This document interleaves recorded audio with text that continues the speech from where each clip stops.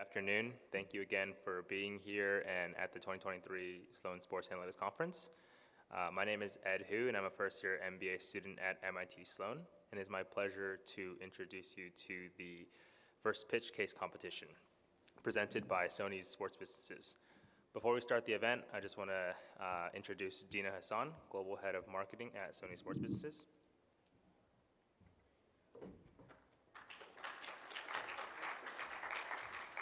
Hi, everybody. Welcome to the first pitch competition. We're super excited to be sponsoring this event.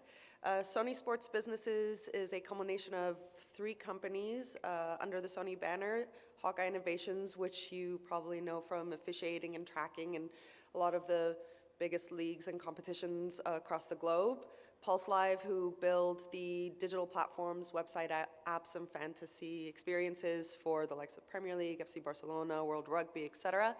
And last but not least, Beyond Sports, which recently joined the group in October, and they focus on live visualizations of data in real time for youth audiences. At Sony Sports Businesses, we really value creative ideas and ingenuity and innovation, so this event fits right in under our bill. So best of luck to the competitors. Thank you for participating. And if you guys have any questions at all later, please feel free to find me or two of the four judges on the panel, and we'll be happy to answer any questions. But best of luck.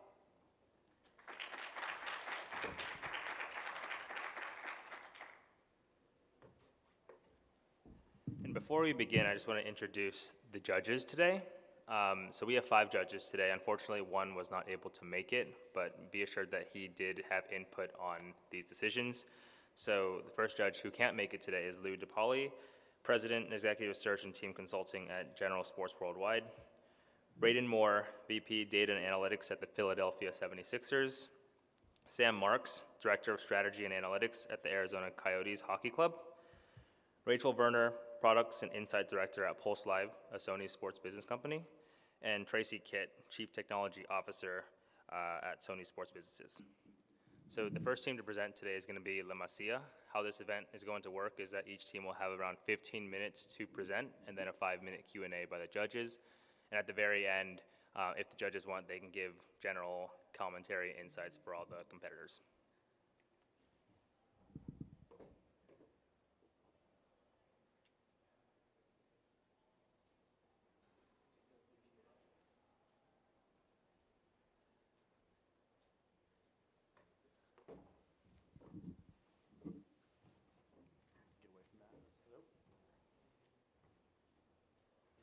Hello?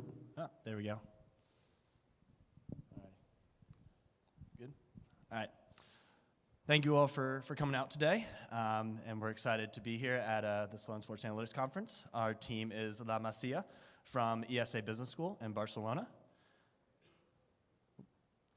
The reason we chose La Masia, just for our team name as well as sort of the theme of our presentation, it is actually a Catalan word meaning farmhouse, and it is how FC Barcelona refers to their youth academy. So building that talent pipeline, and that's similar to us, how we want to build our fan base pipeline of Gen Z going forward. Today, we'll take you through a little bit about the team and an introduction of how we thought about the case and how we approached the assumptions that we took. Then Wako will take us through our 3 main idea areas across live, near live, and non-live. And then we'll touch a little bit on the investment, first from a high level, and then drilling down into our prioritized opportunity and how we want to drive ROI through our ideas. And finally, running through the future state of what we see going down the line. First, I'd like to introduce our team really briefly. First, we have Juliana, our designer extraordinaire and New York City Marathon runner. Then we have Wako Santos, our World Cup champion and crypto expert. And then I'm Chris, the gringo of the group, and I'm a consultant by trade, but entrepreneur at heart. So we started, when we thought about this problem for Sony, we really thought we could bring this to life through a civic use case with FC Barcelona, targeting an international fan base, the US, and specifically 16 to 22-year-olds. This led us to look across the 3 main areas: live, near live, and non-live from a media perspective. And our 3 idea areas were around broadcast gamification and how that confluence of gaming comes through with the Gen Z audience, as well as near live game augmentation. How can we not only bring that engagement, but also provide kind of a new gaming style look for the broadcast? And then finally, looking at non-live, how can we bring new fans in through a creator's platform and really bring in that user-generated content that Gen Z has a large propensity for? Then considering the investment, we looked at how teams, especially someone like FC Barcelona, should be looking at Gen Z as a whole, especially building their tech stack and considering their investments for the future, given the high purchasing power that we will see for Gen Z. And then we looked more specifically into our opportunity and how we think we can drive about 11 million in NPV over the next 5 years from our non-live creators platform. So diving in a little bit more into our assumptions, we chose FC Barcelona specifically because of the proximity and relevance for us, but also because of something we call the post-Messi effect. They had a lot of free marketing from having the best player in the world there, and now that he's a few years removed, these new fans that are coming up won't have as much of a view of FC Barcelona, or won't have that kind of free marketing pulling them in. So we think that a new marketing strategy is needed in order to continue building that fan base pipeline.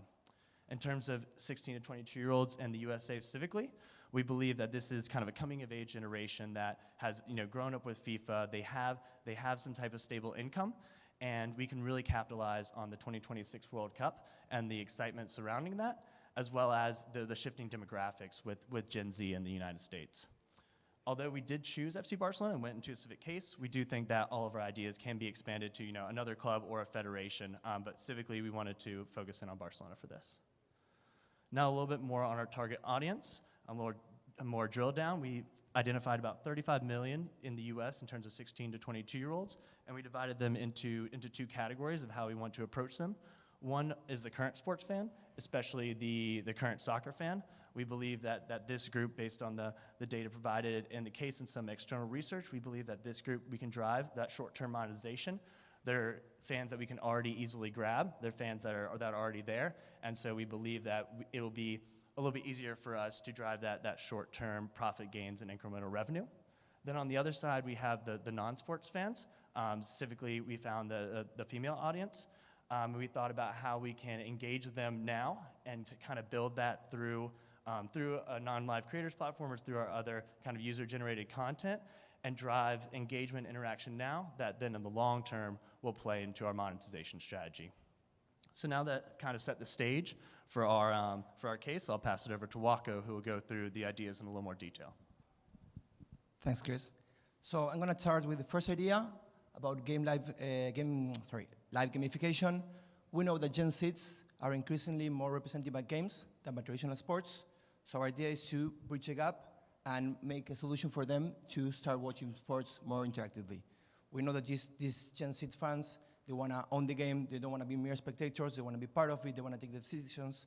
So what we thought about is using Sony's AI technologies and the know-how, they can create a platform through which users can not only watch a game, but also interact with each other, place live peer-to-peer bettings if they're over 18 years old, or simply challenge each other to different games. In a way, they can interact more with the sports itself.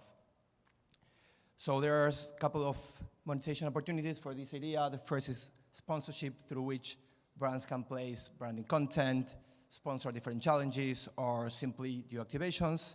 The other one is microtransactions, to which Gen Zs are particularly used to, so they can pay for better insights, more data, specific challenges. And lastly, this whole service can be added to a package for streaming as an add-on for streaming OTT, through which FC Barcelona or Sony can sell this to, for example, the Sony, Netflix, or other streaming services. Going to the second idea, moving from live to near live, we are thinking about all the tools, all the new experiences that FC Barcelona partnering with Sony can achieve. And we're thinking about, we know that Gen Zs, 68% of them, they see gaming as a core part of their identity, but they're not really into sports.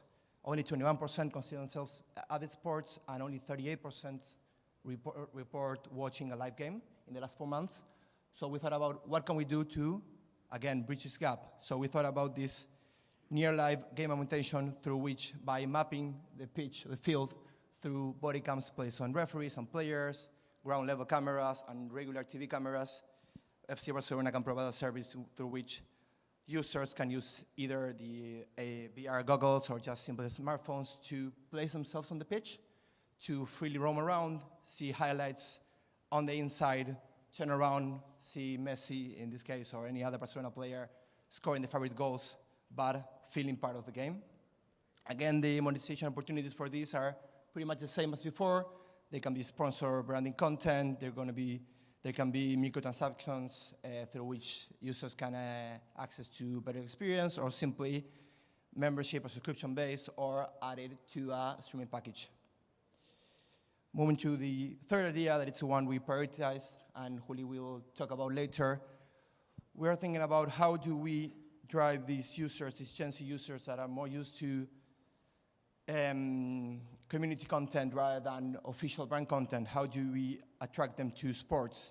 So we thought about this two-way platform through which first players or right holders can use the data collected to create personalized content. Then creators can come afterwards, use this content exclusively to create newer experiences, newer messages to the community, through which Gen Zs will be more attracted because we know they're more attracted to influencers or to peers rather than to branding content. And lastly, the users can also access this content to regenerate more content, to feedback, to keep on continuing building the community.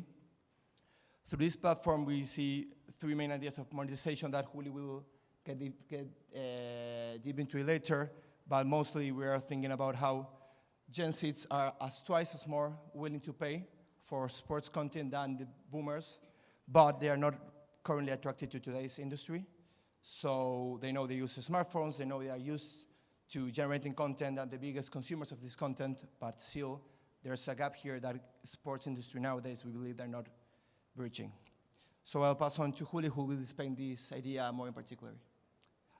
But before that, we thought about also how much should these organizations spend in Gen Z moving forward. We know from the data that 20% of the US population is currently a Gen Z, and with birth rates increasing, this can be even bigger. We know that around 5 million 16 to 20-year-old consider themselves gamers. They play FIFA, they play NBA 2K, but they're not interested in sports. So what can we do where should organizations place themselves to attract these users? As I said before, they're also more likely to spend than other generations, but are not attracted to sports. So we thought about 5, 10, and 20 years, how can these organizations attract these consumers? And the first thing we thought is that as this generation is going to have around 50% of purchasing powers in the following years, and in 20 years, they should target first to get the grasp to the World Cup fever coming to the US in 5 years, especially as Hispanics are a big part of this generation, are their most avid fans in the community. We know that sports technology market is going to grow 20%, so they have to focus on this. And then to 10 to 20 years, they can use blockchain or different crypto tools to create metaverse museums, for example, or other interactive experiences through which these consumers can interact. And then in the following 20 years, they're going to be passing on their fandom to the kids, so they're not going to be just consumers per se, but also the gatekeepers to the next generation, so they should focus on them. Well, finally, I'll pass to Juli so she can dive in to the next one. Okay, so as we mentioned before, we prioritize the third idea, which we call the Creators Platform. And now I'll run you through our approach on how we see this creating benefit, not only for Barcelona, but also for the platform. So we see the most benefit with direct sales, mostly with merchandising growth opportunities and sponsorship growth opportunities. We see having a 10% growth of the current fan base, we can achieve $8.2 million in benefits yearly. There are also other opportunities like in-platform branded experiences, exclusive collaborations with brands, and membership on a freemium model. We see other future opportunities in collectibles, in metaverse museums, and access to historic content through this metaverse to continue and gain those revenue streams. Within the cost structure, the main one would be definitely preparing this platform. The development and production of the platform will be the main driving cost. The implementation and then the content rights will be coming in a second for cost structure. And then we see some smaller ones within pull marketing, advertisement, and influencer sponsorship as well. So this would bring us, as we mentioned before, to an 11 million MPV for the project. So what is this platform? This is a technology that would start as a library. It would serve as a marketplace and act as a database. So this is a personalized app where creators can access content. And the access is the most important part of our proposal. They can access content from both official media and other creators. They can access experiences from other brands and other teams. And they can access tools so they can own this content and create their own, so they can create their own narratives. Later on, as I mentioned before, we can see this as an access to collectibles and museums and other meta spaces. So this personalization of the main platform will give these consumers the access to events, to tickets, to data points. With this, they can personalize their creations, and they can share that to create community. This is very important because the user experience will elongate the time we have in the attention of this consumer base. And this is key to engaging new generations. So what is the future state roadmap? There are many players that have to come into play at this moment to create this platform. The more pressuring and the first things that we need to take into consideration are definitely building the content library, making sure that we grow our creators network, and that we establish content partnerships that are strong for the future. In a 5-year roadmap, we see the urge to leverage on the World Cup fever. We need to digitalize that content and create a common place where people can reach that content. And even though we can talk about the look ahead for 10 or 20 years, this is the consumer behavior, and the technology is going to evolve very, very quickly and exponentially in the next few years. So we see this as an opportunity, same as La Masia, to engage people and get insights from this data and be able to plan for the future and pivot to new ideas. Thank you.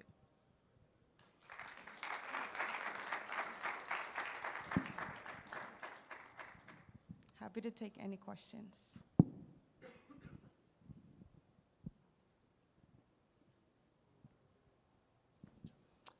Thanks, guys. That was great. I have a quick question. You had mentioned that you thought half the marketing budget should be on Gen Z. I'm curious if you could briefly walk through the math behind that coming up with that estimate, and then maybe talk about 1 or 2 specific marketing channels that you think would be particularly relevant for this cohort and your platform. You want to take it?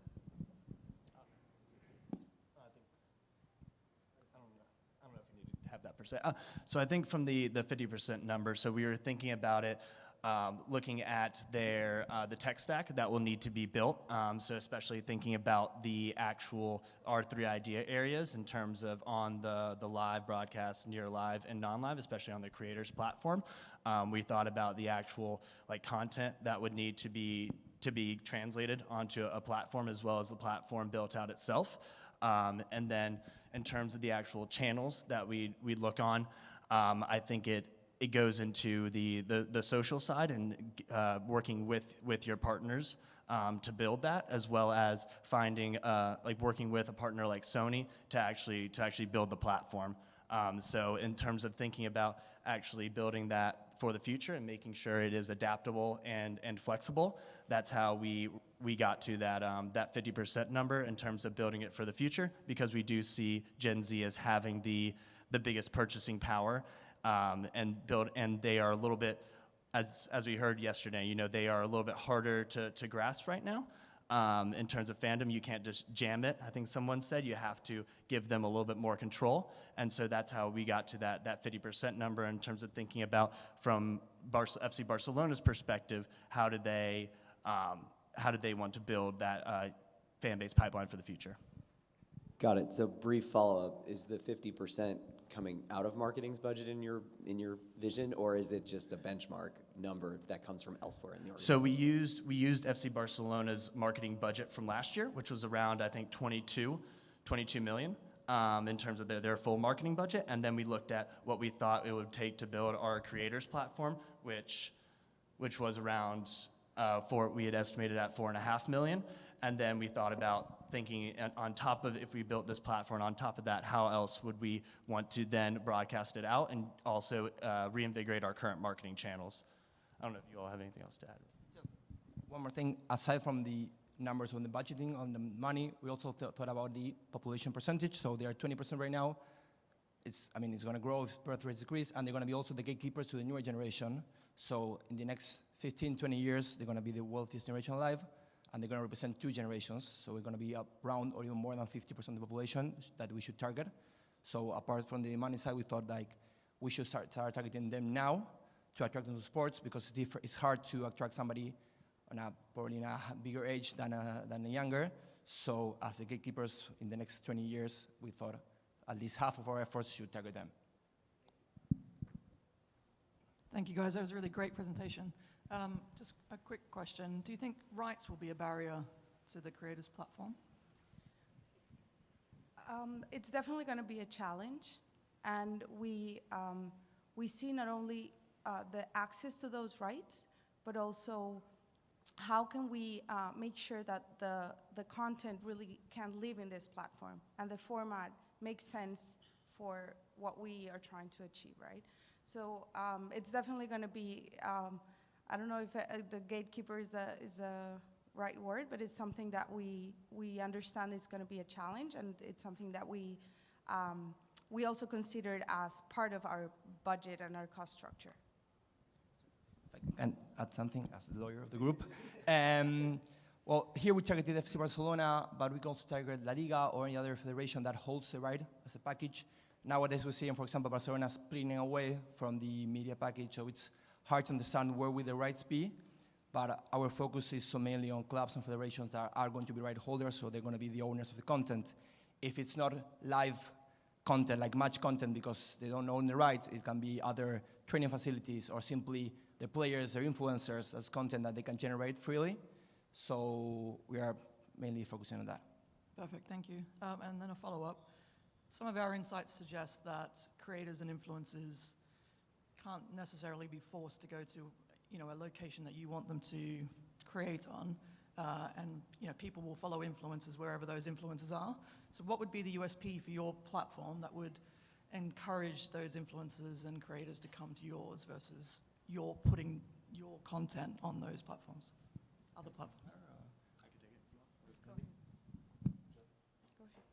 Okay. I think the fact that our platform will have that type of exclusive content for them, as well as some of the, as you see in kind of the middle screen there, the AR tools that we would overlay on top of that would bring that added benefit, and that is what would attract the creators, because they have access to the publicly available scenes and data, but like in order to really, if you're a creator and you want to differentiate yourself, having access to exclusive content, exclusive AR overlays and things like that, or would it be able to just not only obviously be something new, but help you diversify yourself as an influencer, and that's kind of our value proposition here. I'll add something.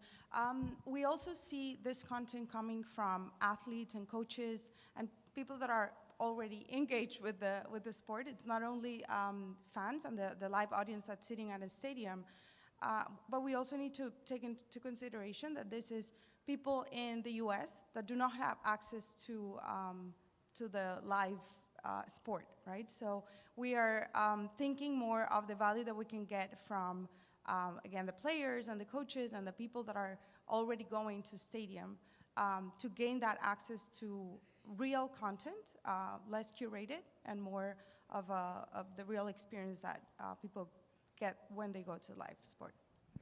Can I just small point, sorry. We've seen the Drive to Survive effect. We've seen, like, I'm a Formula One fan. 10 years ago, the paddock was empty, and it was full of celebrities, influencers. They all want to be there. And why they want to be there? Because they saw in a series the real drivers, their experiences. They saw how they interact. So clubs have the opportunity with their athletes that are also like kind of their own influencers through the contract duration.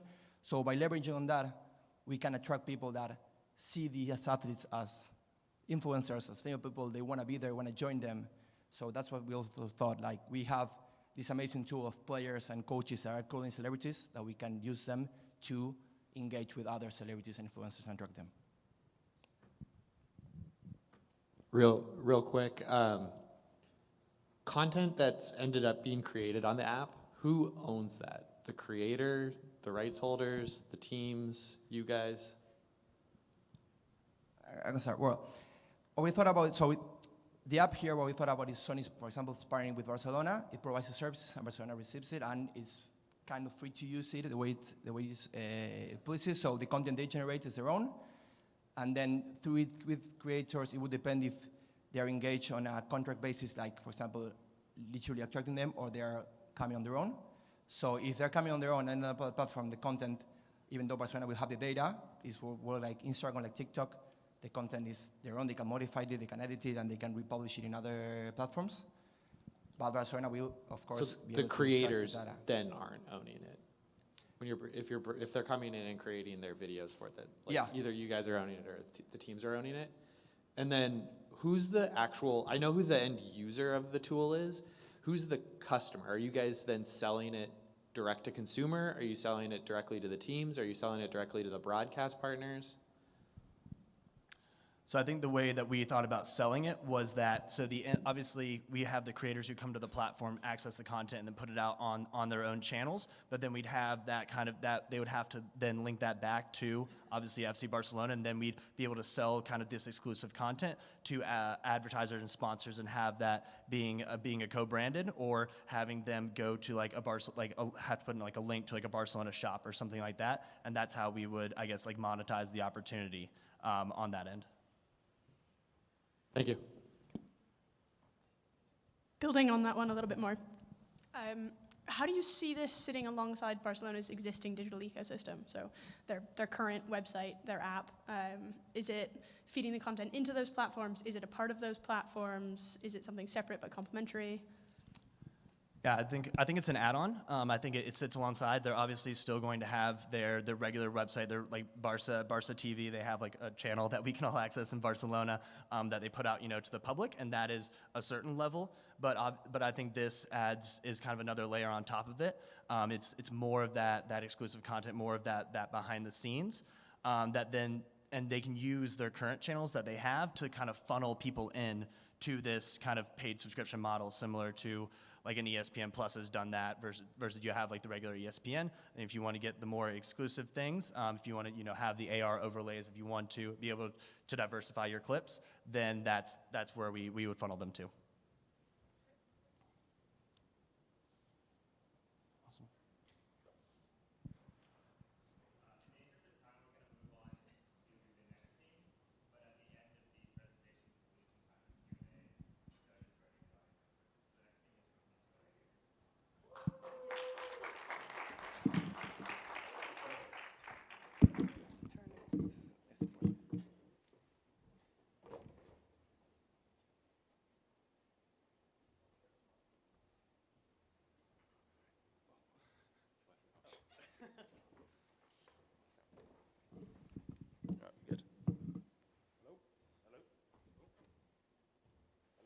Hello? We're good to go? Perfect. Right, just before we start, judges, I just need a little bit of participation from you. Sorry, I know it's Saturday morning, it's 9 o'clock. But just a quick show of hands from you guys. How many of you have actually attended a live sporting event, professional live sporting event in your life? Yeah. We can have the crowd as well, why not? Everyone up? Yeah, so as expected, at the sports conference, it's going to be pretty much 100%. So the interesting stat is that if we ask the same question to a panel of Gen Zers or an audience of Gen Zers, less than half of you would have raised your hands. So we think that's pretty shocking. And that's why it's imperative that the MLS grow, engage, and monetize its youth audiences. My name's Ryan Baines. I'm here on behalf of UCLA Anderson. I'm here with Spencer Sook and Thomas Up, my two colleagues, and we're going to try and address this problem for you today. So before we really jump into the meat of the presentation, we really want to take a step back and ground ourselves within Sony's sports businesses and really understand who they are, what they do, and how they add value. So as we heard at the start, I'll try and do my best to replicate it a little bit. But yeah, so we have Hawkeye first. Hawkeye really is the tracking and vision processing software and systems used to not only make sports more fair, but also increase engagement with the audience. So growing up in the UK, this played a pivotal role in my consumption of sport, particularly with the likes of tennis and cricket, and has really led sports to go from strength to strength. And we see this as one of the reasons why it's now present in 23 of the top 25 leagues globally. Moving on to Pulse Live. Pulse Live really sits at the heart of all things social media and digital platforms. Some of their recent achievements include partnerships with the ICC in 2015, and this really led to a total overhaul of their platform and actually led to 4.5 million downloads, which at the time was a record for the app. They now partner with the likes of the Premier League and the Rugby World Cup, as we heard earlier, and continue to go from strength to strength. And lastly, we have Beyond Sports, which really sits as sort of the bridge and the gateway between live sports and the metaverse. So I think we can all agree that Sony sports businesses really provide a great platform for essentially all leagues, teams, and franchises. But we really see one standout candidate, and that is the MLS. That is the MLS. So really taking a step back and looking at the MLS holistically and seeing sort of the state of football in America, it's in a pretty good spot. There were 46 Americans that identified as fans over the last year, with 10 million of them actually attending games. It has a pretty diverse fan base. As the guys mentioned earlier, Latinos play a pretty big role. They've just signed a 10-year streaming deal with Amazon, which actually has taken place, or starts this year, just underway. And the country will co-host the Football World Cup in 2026 alongside Canada and Mexico. Flipping across to Gen Z. Gen Z is actually in a pretty good spot as well for football. So it's the second most participated sport in America amongst the youth audiences. 40% identify as fans of the game, and if we look at sort of the global icons of sport, according to a Morning Consult report, 3 out of those top 10 athletes are actually football players. So you're probably sitting there thinking, it's in a pretty good spot, where's the problem? So the problem really comes with the engagement and how Gen Zers actually sort of interact and watch live sport. So at the start I said that 47% have never attended a live professional game. As you can see here as well, only 28% actually consume sport via the traditional broadcasting channels, and 33% aren't even bothered. They don't even watch live sport. So how do they actually consume their sport? Of course, the answer is social media. Now, this is really interesting, as this is where the MLS has traditionally fallen down and is actually behind its peers. So as you see on the left-hand side of the screen, the MLS actually struggles and is actually in 9th place in terms of followership amongst the 3 largest platforms amongst Gen Zers, which is YouTube, Instagram, and TikTok. So what we're really suggesting is a total overhaul of the current social media ecosystem for the MLS in combination with a partnership with Pulse Live. And what will that look like? That will really focus around 3 key pillars. And those are at-home experiences, live experiences, and something that we have coined beyond La Cancha or beyond the pitch. So as we say, we think that these 3 pillars will actually serve as a great platform for the MLS to really grow, engage, and monetize its youth audiences. And we've seen the success of the World Cup in this year, and that was at pretty abhorrent times for most of the games. So going into the 2026 World Cup, we really think that this growth is going to really continue, and this partnership with Pulse Live will actually lead to a real growth amongst MLS followers. So by 2026, we predict that the MLS will actually surpass the NHL and become the 4th largest major league in the States in terms of social media following. And then post a really successful World Cup, this growth will really self-perpetuate and continue in the 5 years following, and we believe that we'll see the MLS surpass the MLB and become the 3rd largest major sports league in the States. And with that, I'll pass over to Spencer. Thank you, Ryan. As we mentioned before, Gen Z does not like watching sports live, And Gen Z does not like watching sports live, and they also enjoy consuming sports in non-traditional formats. Thus, we thought it was imperative that we found a solution that's interactive in order to connect fans to the sport. If you're like me growing up, you probably watched your favorite athletes do the things that they love to do and thought to yourselves, can I do that? The answer for most of you is probably not. For me, it was definitely not. However, I think we would have all loved the opportunity to at least figure that out for ourselves. Luckily, with our VR simulation, you can do just that. Leveraging Hawkeye and Beyond Sports' technology, we will be able to simply put on your VR helmet and be transported into the shoes of your favorite athlete, and then attempt to recreate your favorite goals, saves, and highlights. You can also record everything that you're doing and post it to social media. Considering how much Gen Z loves consuming user-generated content, we believe that this will drive impressions and activity on MLS's social media accounts. For our second solution, we want to focus on getting Gen Z into the actual stadium to watch games. As Ryan said before, over half of Gen Z has never attended a live sporting event, which blows my mind. However, we do believe that with our new technology, a 5G in-stadium smartphone AR app, they will come. The app is very simple to use. All you would do is take your phone, point it at the pitch, and before you know it, on your phone, you'll see a zoomed-in, crystal clear view that shows things such as players' names, their speeds, their stats, as well as access to things like instant replay. Much like our first solution, this is very conducive to posting on social media. You'll be able to record everything that your phone captures, as well as create edits with things such as adding 3D animations, as well as superimposing things like images and characters over the players, much like what Beyond Sports has done with their blockies. And for our third solution, we decided to embrace the diversity of the MLS. As you can see, when we did our research, Latinos are 2.2 times as likely to be MLS fans as the regular US citizen. Furthermore, 1/3 of all players in the MLS are Latino. Thus, in order to engage and grow the MLS Latino fan base, we've decided to utilize Pulse Live's bespoke insights in order to identify the Latino Gen X's favorite players. From there, we will create a series of shorts entitled Beyond La Cancha or Beyond the Pitch. In these series, you'll get a behind-the-scene looks of your favorite players and their lives off the field.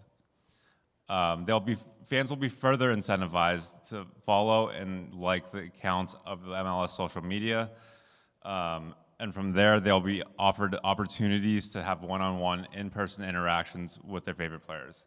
These fan-player interactions will create further opportunities to create more content. With that, I'll be passing things over to Thomas. Awesome. Thanks, Spencer. Okay, so as we've talked about here is that we really think that the MLS can grow their popularity through, attracting Gen Z through these really unique social media experiences. And we know here on this graph there's a lot going on, but ultimately, we really just want to show the growth, basically, of where the MLS is now in terms of their social media followers across those three major platforms, and really where they can go by looking at the Pulse Live boost, the at-home kind of VR boost, the live experience boost, and then the Beyond La Cancha or Beyond the Pitch. Now, if we just start with the Pulse Live boost, we understand that, as Ryan mentions, that Pulse Live has had success in really working with leagues to increase their social media followership, as they did with the ICC. And we think right now, with the popularity of the MLS probably being at an all-time high heading into this season, that you compare that with then the Pulse Live boost relationships with these different social media platforms, that this really can be a successful endeavor for both the MLS and then Pulse Live. And then next, moving on to the at-home VR experience, we really think you could see an increase of about 1.1 million followers, or roughly 10%. And this is built on three different things. It's the VR headsets that a lot of Gen Z users already own. It's that user-generated content that not only are they all creating, but they're also consuming it. And then lastly, it's just that short form content and how popular that's becoming and how that's really that perfect connection of the user-generated content translates to that short form content. And so really just these three driving factors are why we think that at-home VR would really be a good marriage for the MLS. Now, if we move on to the live experiences, we see an increase of about 0.33 million followers, or roughly 3%. And this is a little more conservative because it's more of a lagging effect here because it does rely on that kind of, going to the stadium and having that in-stadium experience. So as Spencer mentioned, we understand that Gen Z is less keen to actually go to the stadium and go to these matches, but we still think that, in the future that this does have potential to be a successful endeavor. And then lastly, the Beyond La Cancha. So we look at this at about a 0.55 increase in social media followers, or roughly 5%. And then this is driven by being more of a tailing approach here, an increase. And so that being is that when this kind of initially gets rolled out, we anticipate the biggest fans of these players and the biggest fans of the league will already be following these accounts. However, as it does grow in popularity, we see that number to really start to, expedite and go pretty big. And it's going to be more of that tailing effect on kind of, at least in these first 4 years, that like the back end that you'll see that growth. And so the question becomes, we see these big increases in social media followers. Well, how do we get a revenue number of 543 million? And that's really driven by just looking at the number of followers across these three major platforms and no other ancillary revenue numbers that currently ad spending per social network user is projected to be $42.06 in 2026. So by simply taking that number and multiplying it by our 12.9 million followers, you get that revenue of 543 million, or really a net increase of 300 to 350 million. And on top of that, this is just taking us into 2026 in the World Cup. We do believe that after the World Cup, there's going to be really a rise in popularity for the MLS, and we actually anticipate between that rise and the rise of short-form video content that we could see a potential 3.5x increase in revenue in just 5 years after the World Cup. Now, we understand with potentially these really high returns and revenue for the MLS that there will be high costs, and we anticipate the MLS will be ready to invest around $50 million annually to help achieve these revenues, which really takes me into my next slide about kind of the return on investment we think we can see here. And that does start with that initial investment, of course, of any hardware and software costs, as well as just your general marketing and labor. So if I first go ahead and start here in the middle with the live experiences, we anticipate, an ROI of about 10% here, and that's twofold. It's one, it's that lagging effect I talked about in terms of the growth in social media followers, but it's also, we do anticipate probably higher costs here in terms of just that AR tech that will need to be implemented. And then next, moving down to the Beyond La Cancha. We anticipate about a 12% growth here. Again, that's that same tailing effect. Now, what is a bonus is that there is, less cost here, probably in terms of just marketing and promotion of these players and on these platforms. However, because of that tailing effect, we think about a 12% ROI is reasonable, but we do think, again, that this will help future growth in the future and that this number could really increase, especially post-World Cup. And then lastly, moving up to the top, that at-home VR option. Again, we think about a 20% ROI, and this is again driven by those three factors. It's the VR, it's the amount of Gen Z users who own VR and are fans of the MLS, as well as the user-generated content. And then again, it's that short-form content and how quickly, that those user-generated content videos that Gen Z individuals are making can be posted onto these social media platforms and how quickly that can spread to a wide audience. And so it's really those three factors are what drives us to that 20% ROI solution. And ultimately, it's why we would recommend that MLS partner with Sony businesses and really try to implement this at-home VR strategy to help grow their popularity and grow the sport. And now we'll gladly open it up for questions.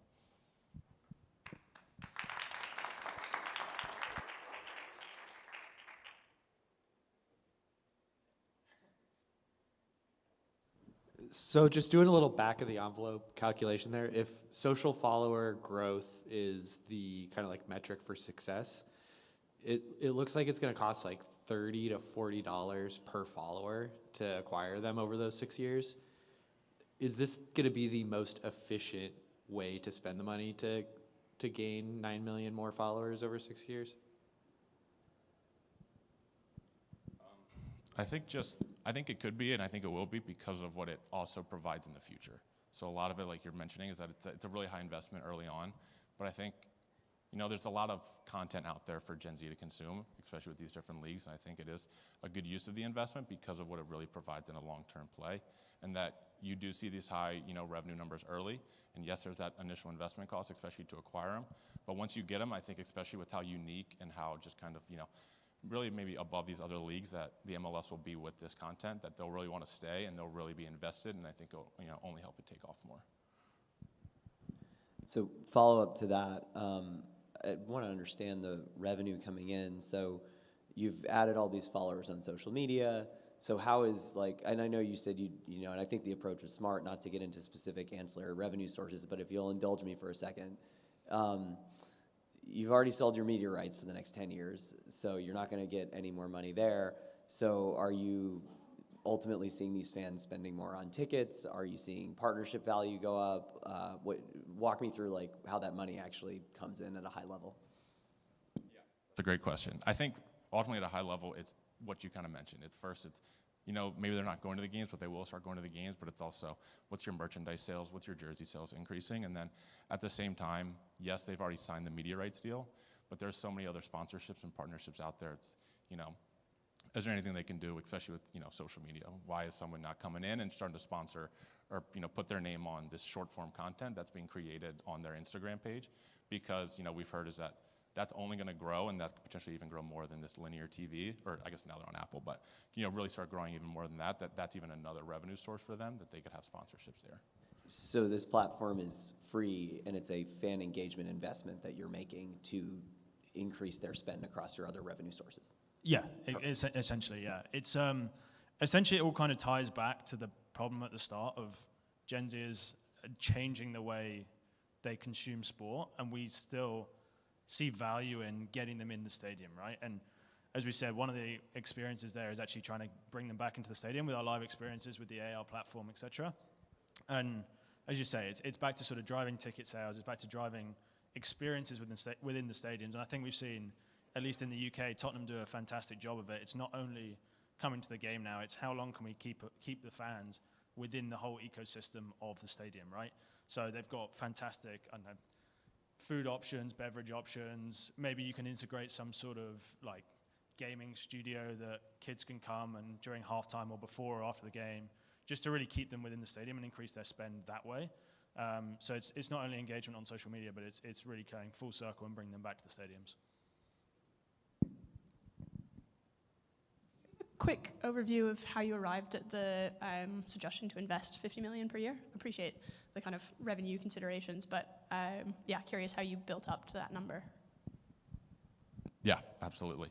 So, I mean, we kind of got there just looking at, you know, what we thought really big picture, because we are coming very high level in terms of trying to attract these followers. So just a high level of what we thought it would take to, you know, actually produce the content and look at, you know, the content creation, and as well as just looking into like what the league would need to spend, especially I think the high investment would be, you know, how are you going to go ahead and spend all this money to get that AR tech in the stadium, but as well as just create that partnership, and that it's really going to be those hardware and software costs that we're looking at, and just like even looking at some of these other leagues and using them as kind of a baseline of, you know, what have they done before and how much investment and how that could potentially pair over to the MLS.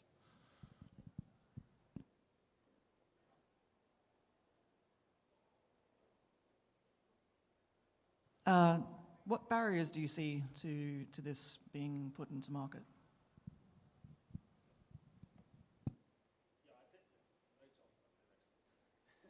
Yeah, I think that the obvious barrier is just the competition that's out there at the moment. I mean, you've seen the likes of the NBA with recently Adam Silver at the All-Star game doing the AR representation of, I can't remember who the guy's name is off the top of my head, but like dunking over some 7-foot guy, and I mean, I thought that was pretty awesome. So I think it's that competition amongst leagues, but I mean, for me, that's really mitigated. As I said, this World Cup has been super successful. You've seen the growth of not only the MLS, but the American players, right? So more players are now going abroad and really increasing the awareness around the American game. And I think historically, with the likes of Beckham and Gerrard coming over to LA Galaxy, it's been kind of like a holiday for most people, but I think that perception is really changing. And then with the World Cup really being hosted, or co-hosted at least in this country, I think you're really going to see that perception change. And as games come on at much better times, unlike they were this time, I mean, like the England-USA game, I think broke all TV football records in this country. So we really see that as being the dominant factor that will mitigate these other risks. And it's such an exciting game. It's pretty safe in comparison with the likes of playing American football as a kid. So that's kind of where we think that we're going to mitigate those risks.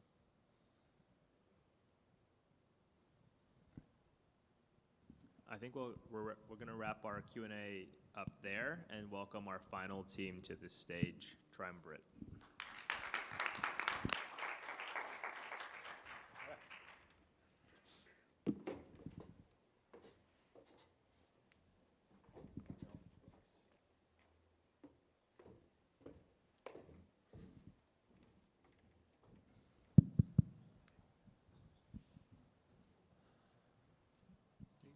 Whenever we want.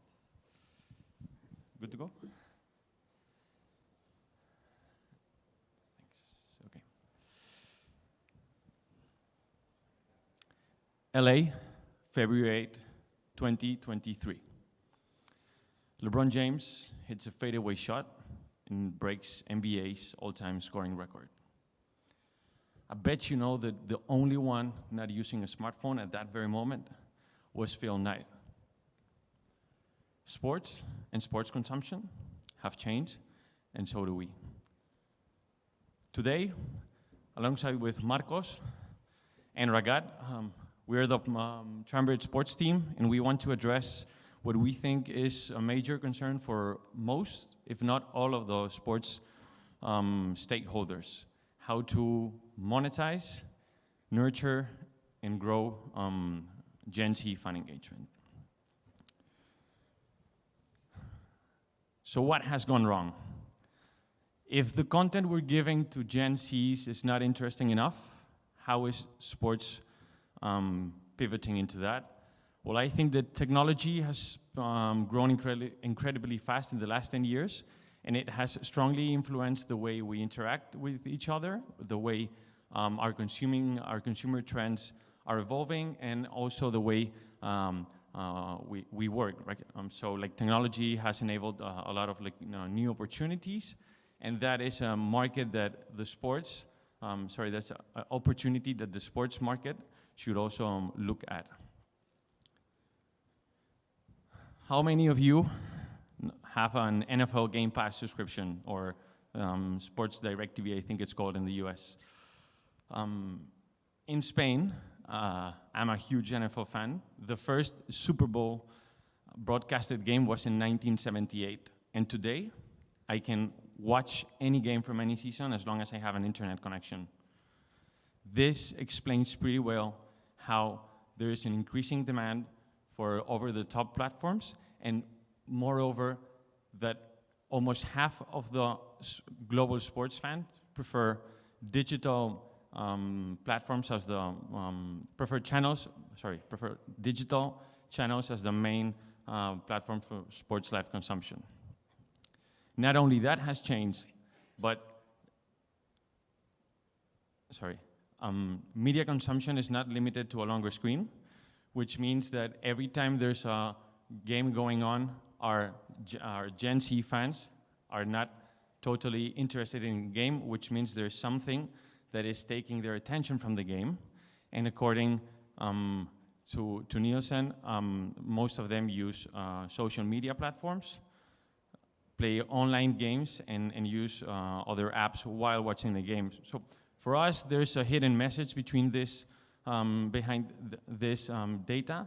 That is that if the content is not interesting enough, is it on the length of the games? For example, in an NFL game, 3 hours maybe is not the most interesting thing for a 12-year-old. It is not for me as well, and I get distracted even in the Super Bowl. So what is the message behind that, and how can we add value to that? So at Triumvirate Sports Tech, we will try to approach this problem and disrupt the sports content industry. And I'll hand it on to Marcos. And we're doing this with a three-stage approach in order to capture attention of the younger generation. The first step is what we call the pre-game. So how do we capture attention before the game even starts? For this, we're going to use tools that have been proven to be successful in many specific sports, and we are going to extrapolate this into any sports that we want. Examples: pre-game promotions such as the UFC blog series, or docudramas like Drive to Survive, which is obviously a huge success and increased the fan base of Formula One drastically. Both of these things, what they have in common is that they connect with the athlete in a deeper level instead of the sports itself. And this is a key characteristic that we know that Gen Zs like, right? So another aspect that we know about Gen Zs is that they love gaming. And what's a better way to connect sports with gaming than a fantasy league? I myself, I can attest that I found myself watching a specific game that I don't even care about, only because I had a player in my fantasy league team that was playing in it. So overall, this is how we think that we can create engagement in this first step of the plan. Sorry, not the smoothest of the transitions here.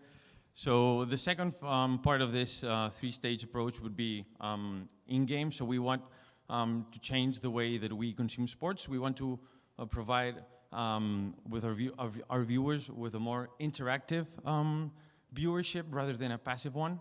So how do we do that? We need to offer something that's not been offered before. So as we said, that most of them like to have a social aspect, would like to have a social aspect into the game, or also like have a more interactive experience in a small, let's say, fantasy league mode, which is one of the main sources of generating fan engagement. And with that as well, we can create personalized content, because with every piece of data in terms of feedback we get from the fans, we also know what they like and what they don't. And that is opening the door to talk with institutions, leagues, and every other sports stakeholder to see if we can change the game. Because as we said, the future of sports relies on these newer generations. And if we don't give them what they want, the future of the sports as we know them today might be at risk. So with that, I'll open the door to Marcos for the last part of the... Yeah, we want to take this to the next level with the post-game approach, or the post-game stage. And here we have three main ideas too. First is the gamification of the games, a concept that we already heard in other presentations. But imagine with help of the VR to relive highlights of a certain game as if you were inside the pitch. This is what we think that will create real engagement in this young generation. Second, the recap of sports event. This may sound a little bit mainstream, but it's key when approaching a generation that focuses more on highlights rather than the whole game. And here, for example, having highlight videos after every game should be a really useful tool in order to generate this engagement that we're talking about. Here we also could have a fan section with memes and sport and post-game gossip, or a forum to connect fans after the game so they can analyze the game together. Last but not least, we need to create hype for what's next. And how do we do this? By suggesting content, by reminding them what's next for their favorite teams and players. Because we need to think this three-step plan as a circle and not a line, right? The stage 3 should be the stage before the new stage 1 rather than the end of the plan. And a little bit of insight into our business plan. So we think that a freemium model based on what would be our subscribers base makes more sense. As we know, Gen Z are probably the generation that has more willingness to pay for sports-related content. So that opens up the door for a lot of like new opportunities. And we would like to monetize on or capitalize on that interest, especially on a payment basis, with the three-stage approach, which would be like pre-game, and the in-game and the post-game, being in-game the core of it, because we think that during the game, if you build up to that hype, and you can bring them to the next stage, as Marco said previously, once you're in the first stage, it is easier for us to keep this thing rolling and rolling and rolling. So you will keep on generating more and more and more interest. And finally, we have what we think could be a connection into a more elite perspective with the artificial intelligence coach. I mean, a lot of us would like to see if LeBron hits that shot, and if you have the chance and you do a little bit of gamification, and you try to hit that shot, you can see how good you are. I mean, I don't think no one's better than LeBron, but so you can compare yourself to the professionals, and if you're not in that level yet, you can still enjoy the game.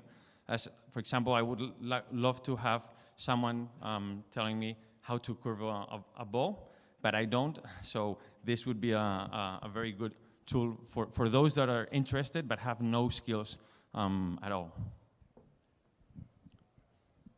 So our mission is to beat the game, and what does it mean?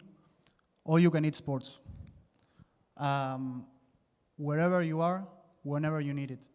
So our idea is to be the one-stop shop for every single sports fan, right?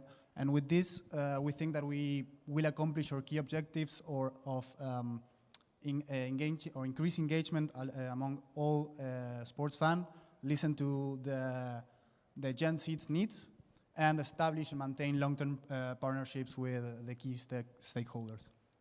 But better done than said. Here's a really simple overview of how we conceptualize the idea.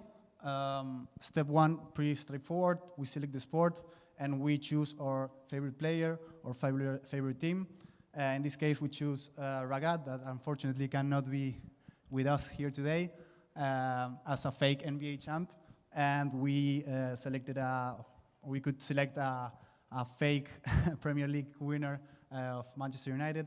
Hopefully no one gets offended here, but moving forward, we choose Ragat. So in this video, we will have all the stats regarding Ragat, a short description of the athlete, her key achievements, a summary of her main stats, and then detailed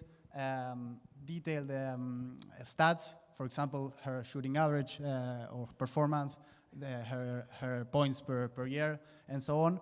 Any single information that is useful to place a bet, for example, or why not select her in the Fantasy League team.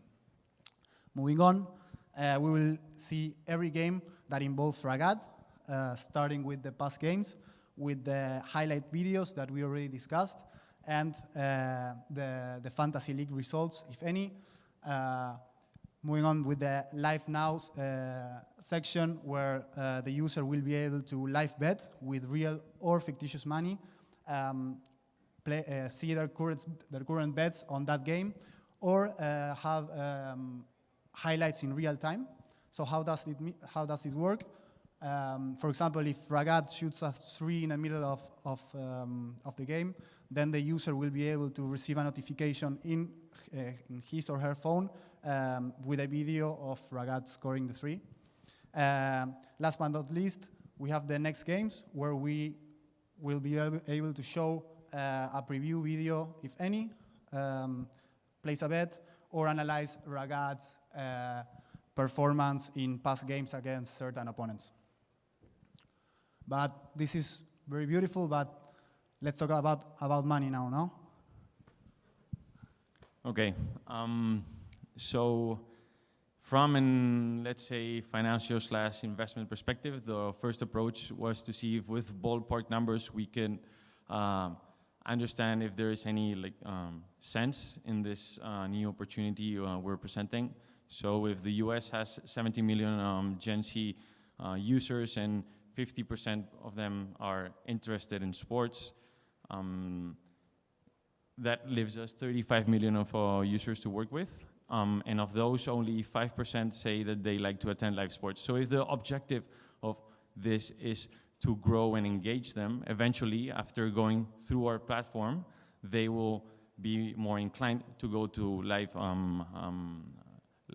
live sports, right? So more or less 32 million users are the market we could capture, and with a very conservative approach, we're considering a penetration rate of only 5%, and we structured our user base in a similar way as Spotify did when they launched their services. So they had 70% of the users on a free basis and 30% on a paying basis. So premium subscribers would be 20% of our market capture, and they would be paying an average subscription of $20 for IA Coach and $10 for Premium, sorry. And the average length is 6 months per year because we don't expect to capture immediately with the launch most of our Premium subscribers.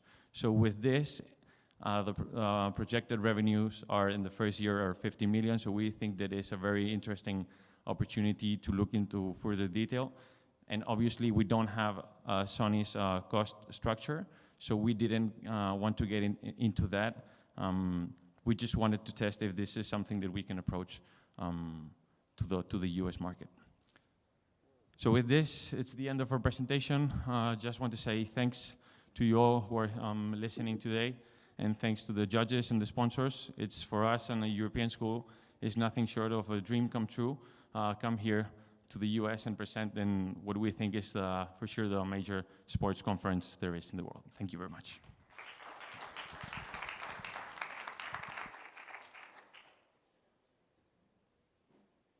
Very much. So one of the key things for the rights holders or sports organizations that we work with is trying to build and own their audiences, trying to have those direct relationships with them. So with this proposed platform that seemingly sits separate to their existing digital platforms, what do you see as being the benefit for rights holders? How do you build that relationship with them and ensure that they're still continuing to, drive their own revenue as well?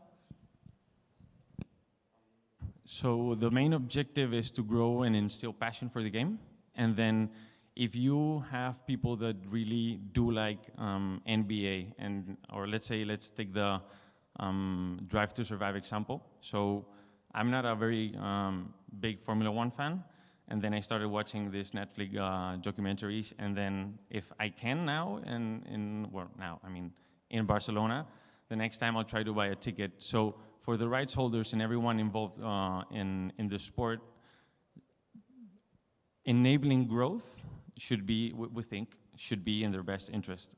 And once we have them sticking to the game, that's a win-win for everyone.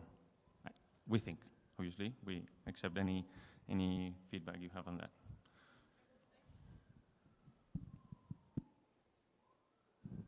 Just to add on that, you've got betting in the platform, which I assume is like a Sony Sports platform that you can come and see all sports. Clearly, there'll be rights challenges around having that content to be allowed to push to betting. How do you feel you can overcome that? Is there a payback? Hello? Yeah, sorry. So we think this as a feature that could be implemented after you get certain growth. It's not necessarily the first step of the platform, but first to gain growth, as Juan said, and once we get this growth, we start adding features and complementing it with certain stakeholders, in this case betting. I don't know if I answered your question. With the ramp up of new features like that, I assume that means you're launching first with more of the statistical type products. How do you get people to come in and buy premium if that's the first one, if you could just go to like ESPN.com or, like a centralized app? So the first part of that would be,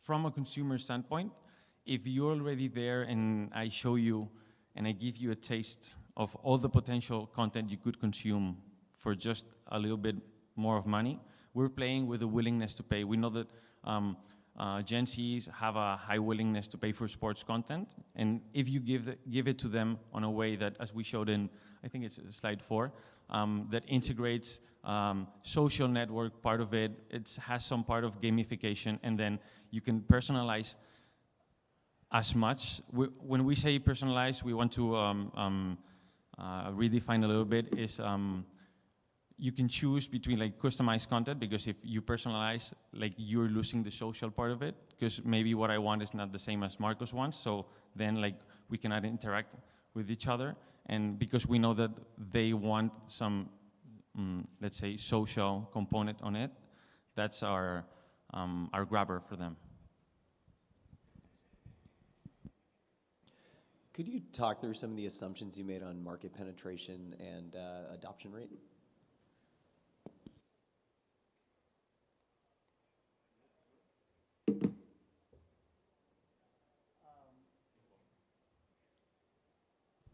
Yeah, sure.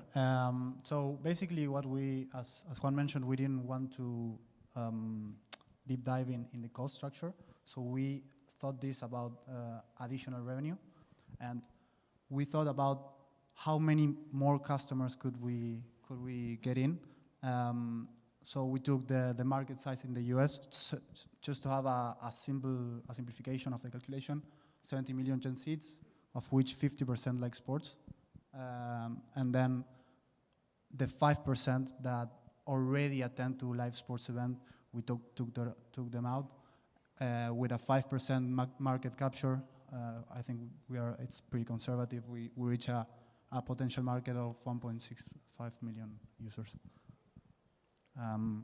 So then with what we charge in a coach and premium subscribers, we reach a 50 million in year one.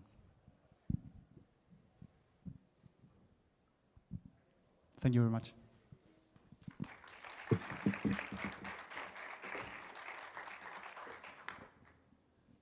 So now how this is going to work is we're going to have the judges leave the room to deliberate on a winner. And in the meantime, we're going to announce what the prizes are for the number one team.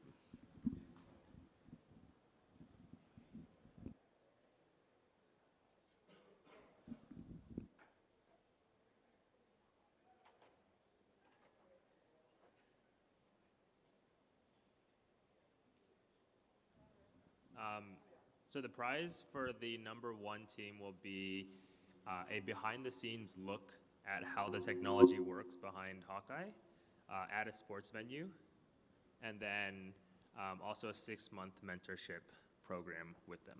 So pretty cool stuff.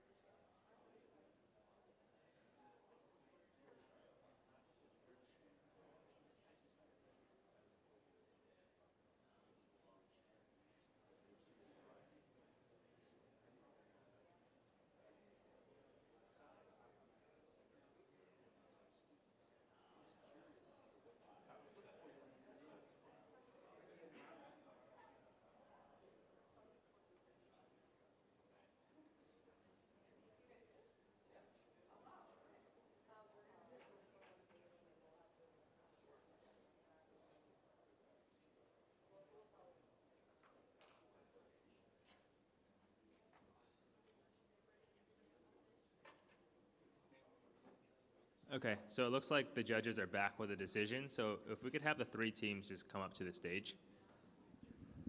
And then we're going to first start with like general remarks and just commentary on the presentations in general.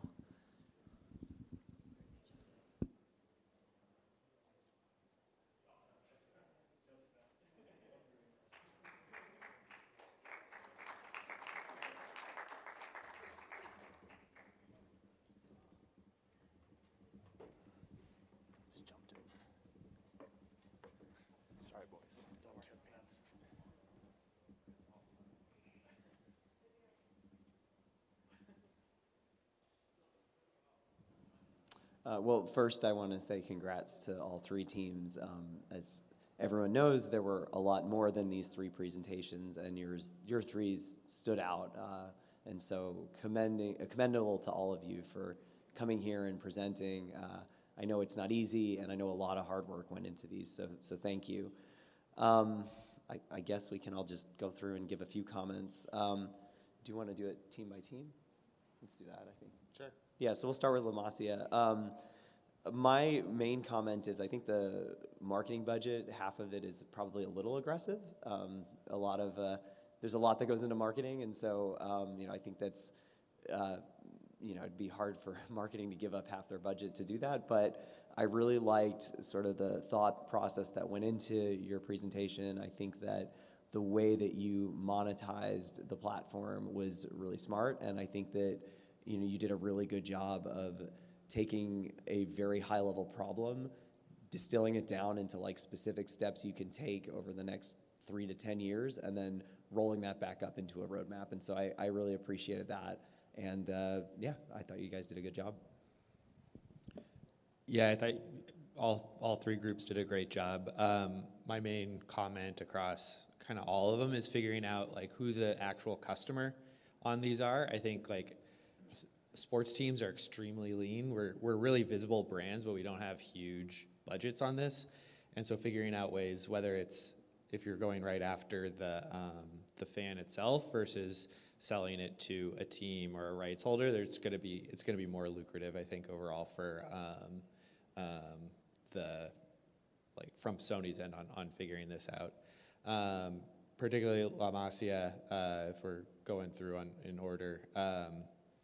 Yeah, the marketing budget's a little aggressive. I think figuring out rights holder fees and stuff like that is going to be a challenge, but I think you had pretty good ideas. You had pretty good understanding of like what we think about as sports teams on how to address different new generations coming in and have a good sense of all that.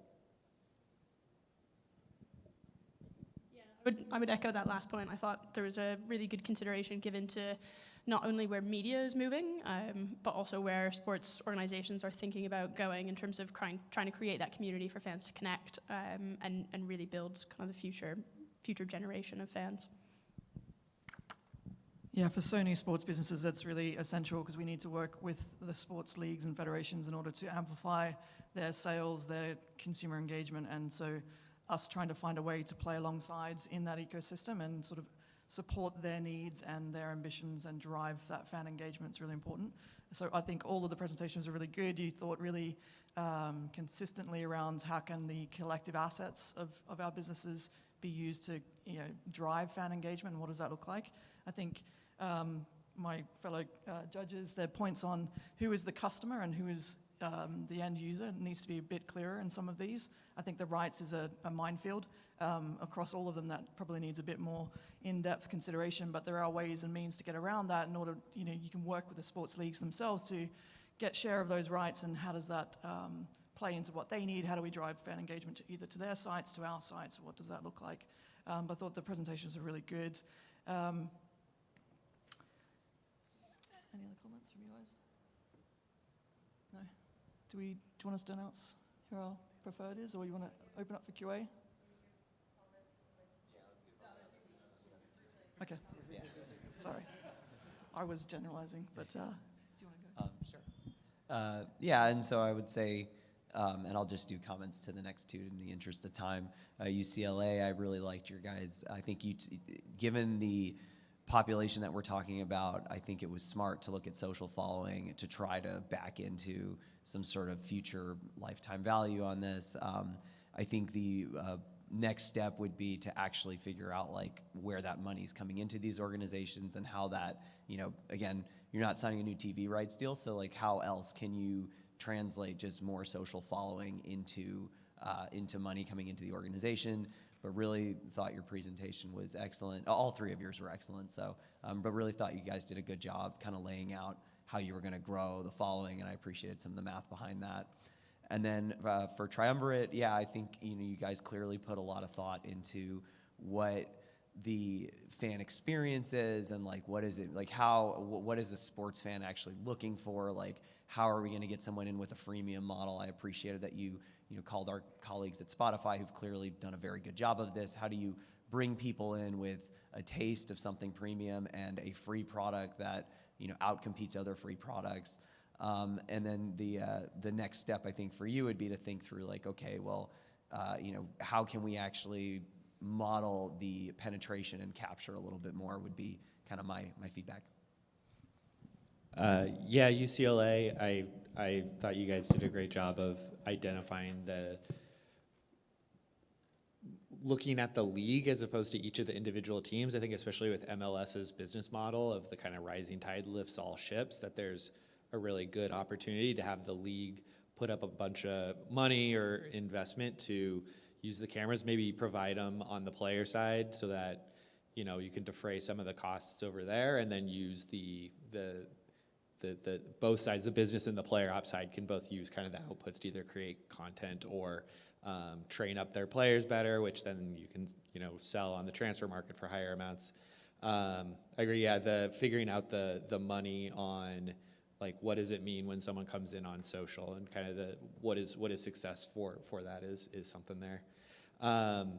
And Triumvirate, again, great presentation. The rights fees, it's just like such a minefield of trying to figure that out. But I did really like the angle of the AI coach, especially because that's like, you get the coding right on that, it's infinitely scalable, where you can either kind of use it as individuals wanting to like practice at home. You can look at different high schools trying to ramp up. You can look at all sorts of things. And then there's like opportunities to bring players' voices or pictures in that and just kind of like be the covering for it. So I really like that idea.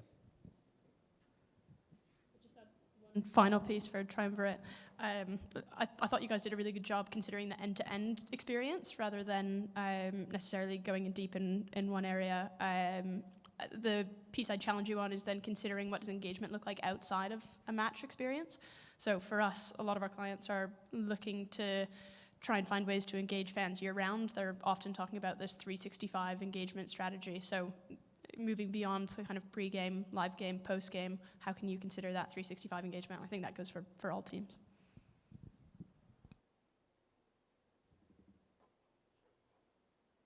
And then I guess we'll share who we thought won. Before we do, I want to let you know I was in this competition 5 years ago. I was a finalist. I did not win. So you should all feel very proud of being here and what you've accomplished. We had third place, Triumvirate. Our runner-up was UCLA, and so that means La Masia. Congratulations.